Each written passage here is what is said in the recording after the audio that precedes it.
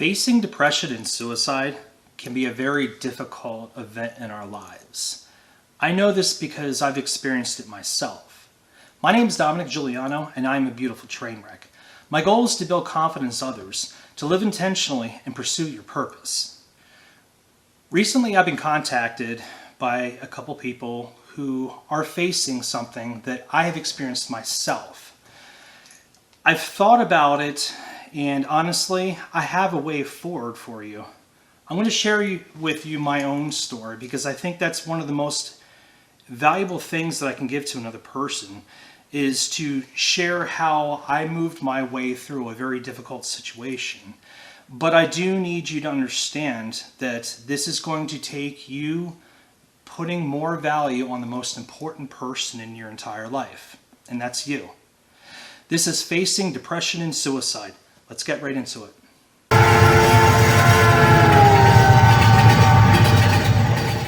Facing depression is something that almost everybody that I've ever spoken to has done. And I'm sure the ones who have never admitted to it probably faced it on their own. You know, they just had their own way.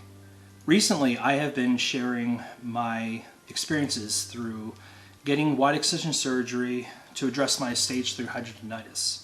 And in that, I have had the opportunity to reach a wide base of people and share my experience.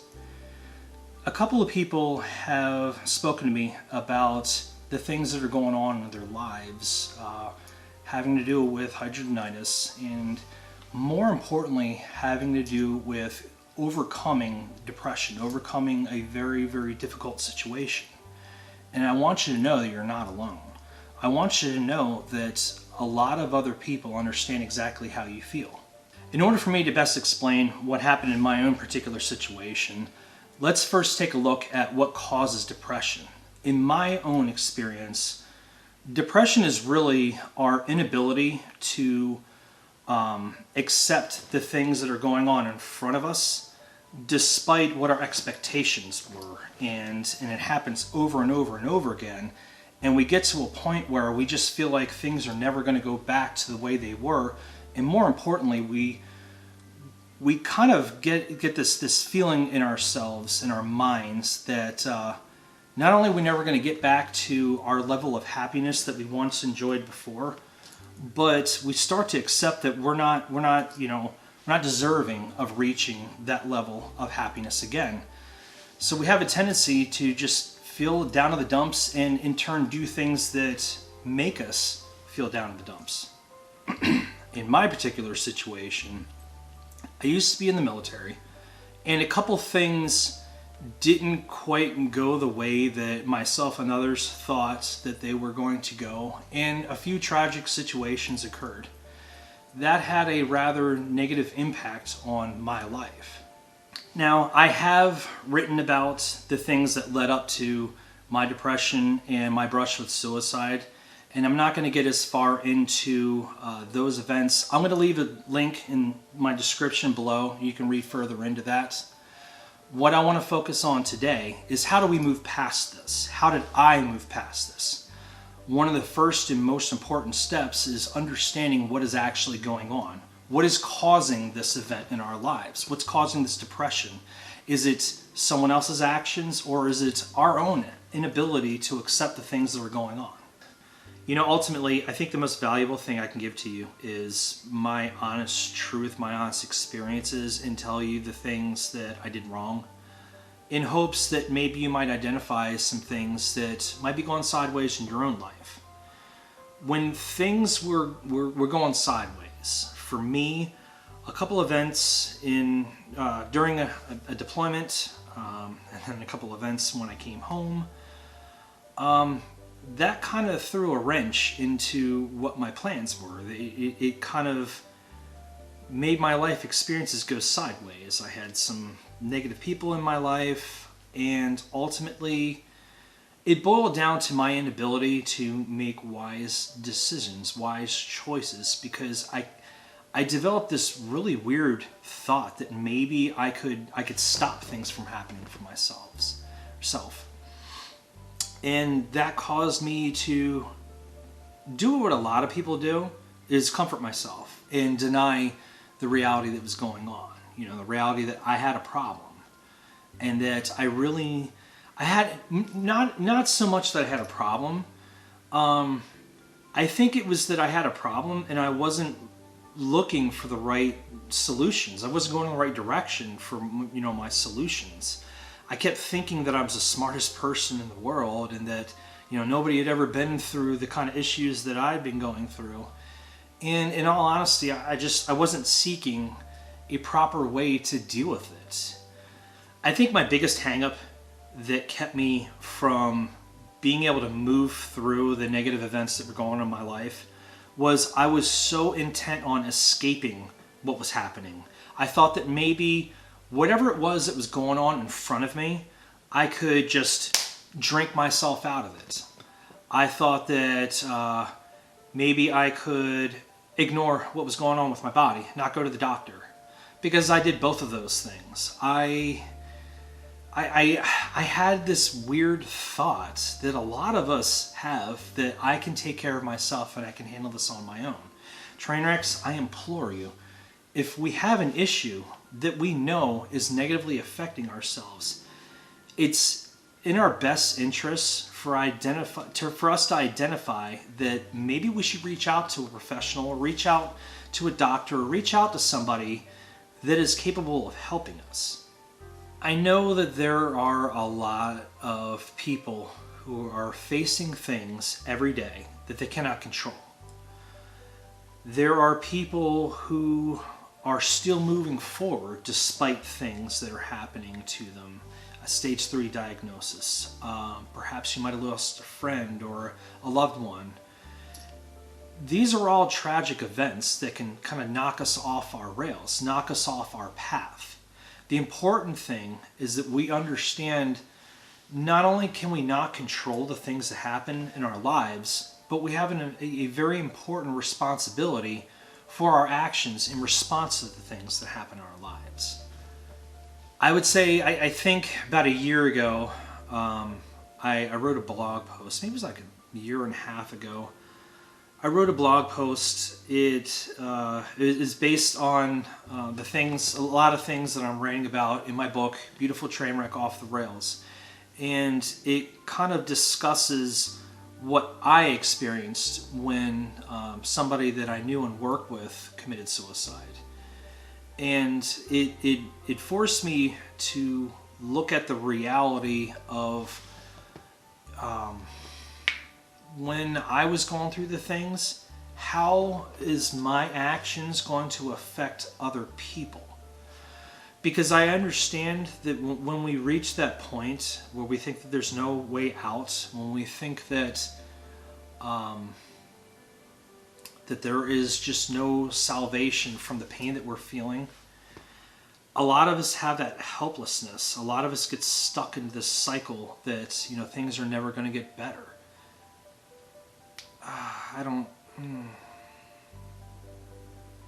Man, this is a fucking difficult video. For many of us, when we lose our focus, when we lose our purpose, when we lose what it is that we are trying to accomplish in life, that can have a very, very negative impact on us. Because here, we look at something that we have worked, so hard for. We have worked over and over and over again.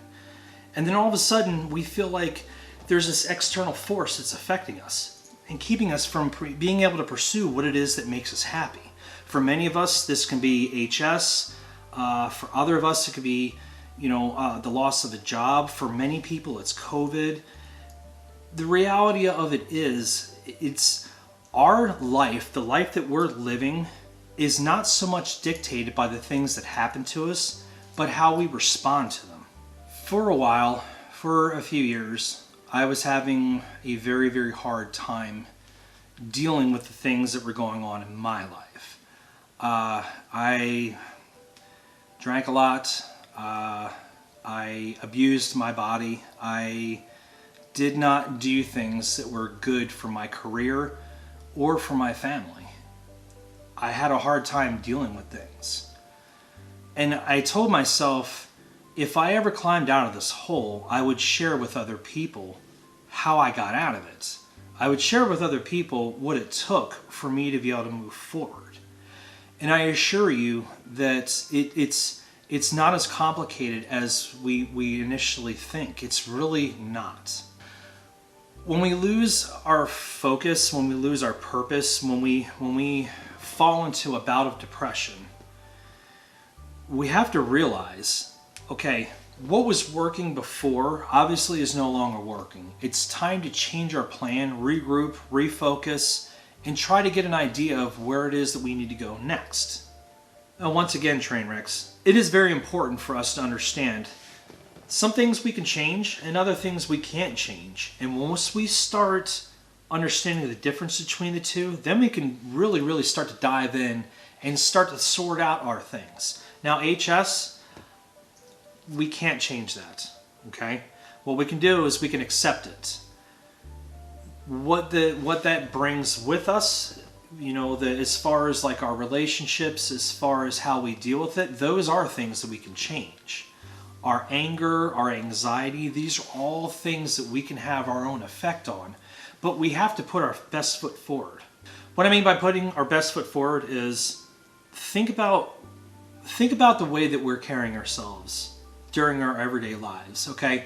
For many of us who are suffering from HS or anything else, you know, be it like a mental illness, be it really anything that's going on in our lives, it's almost near impossible to look straight at somebody and tell whatever it is that person's dealing with.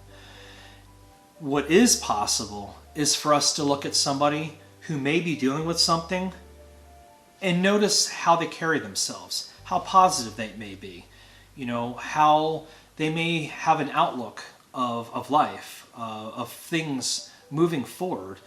When I retired, I took a long, hard look at my life and what I thought was important. And I started taking an inventory of things that I wanted in my life and things that I did not want in my life. Now, there are some negative things that occur in our lives, you know, one being our health, that we can't change. You know, if something negative happens to our health, we can't necessarily change what happens. What we can do is we can change our bodies. For a lot of us who have HS, we have the opportunity to change our diets, learn to exercise, and more than anything else, really take a long, hard look at how much we're loving ourselves. Because when you have something that's not going to go away, like HS, I think it really boils down to how we take care of ourselves moving forward. I know that this probably sounds like a mess, but that's how I got better. When I finally realized that there were things that I couldn't change. Things about my health, things about my career, things about my life that I just couldn't change. And more importantly, I should stop trying to change them by using external resources like alcohol, like painkillers, like depressing music and depressing movies. Instead, I had to figure out, okay, Dominick, what is it that you want in your life? At this point, what do you want? When I finally sat down and thought about it, you know, I realized I'm not going to get any better unless I actually make the decision that I want to get better. I had to self-regulate rather than trying to depend on these external factors, these external sources to try and regulate me. I had to make a decision to regulate myself. I had to make a decision to say, hey, okay, this is what's going on in Dominick's life. And more importantly, this is how we are going to develop a plan to move forward. Rather than trying to escape, we need to face it and move forward with it. One of the most effective ways that we can get past depression is to make happiness our priority. What I mean by that is focusing on the things that make us happy. Focusing on the people that make us happy. Focusing on the events that are happening. I mean, maybe we've got a kid that's graduating high school. Maybe we are pursuing a new job. Maybe we are finishing a degree. These are all things that are going to make us happy. These are the things that we need to put our concentration or our focus in. These are the things that are going to help us move past our depressive feelings. Because let's be real, Trainwrecks, everybody has depressive feelings. Everybody has depressive habits. What matters is how we deal with them. What matters is the decisions that we make. And if we spend the majority of our time pursuing the things that make us happy, we don't have as much time to dwell on the things that are making us unhappy. I really wanted to go back to school. I wanted to get back in shape. I wanted to feel more like the person that I used to be. And slowly through time, I was able to do that. I cut back on, the fast food. I cut back on the alcohol. I pretty much eliminated all of the narcotics in my life. And I cannot tell you I cannot tell you enough how much of a positive impact it's had on my life, because I was finally able to look at the reality. I was finally able to say, hey, Dom, you're retired, dude. You're never going to deploy in the military again. You're retired. It's something that you don't need to pursue anymore. Even though it was something that was in my life for a long time, I was finally able to let it go. And when I was able to let go, I became a happier person. Trainwrecks, I assure you, if we find the things that are making us unhappy and separate ourselves from that, and instead focus on the things that can make us happy, we have the possibility of reaching the light at the end of that tunnel, and reaching another tunnel, because let's face it, Trainwrecks, our life is never ever going to be blissful. It's never ever going to be puppy dogs and unicorns. It's just not reality. Now, we do have happiness, but we have sadness as well. The important thing is that we understand there's a difference between what we can change and what we cannot change. We have to decide what we want to pursue. Do we want to pursue the things that are making us happy, or do we want to keep allowing the things that are making us unhappy to affect us in that way? Trainwrecks, I want you to take a long, hard look at yourselves in the mirror and realize something. The person that's looking back at you is the absolute most important person in your life. Trainwrecks, believe in yourselves and your worth. We can move forward and find happiness. The only way out is through. Let go of everything.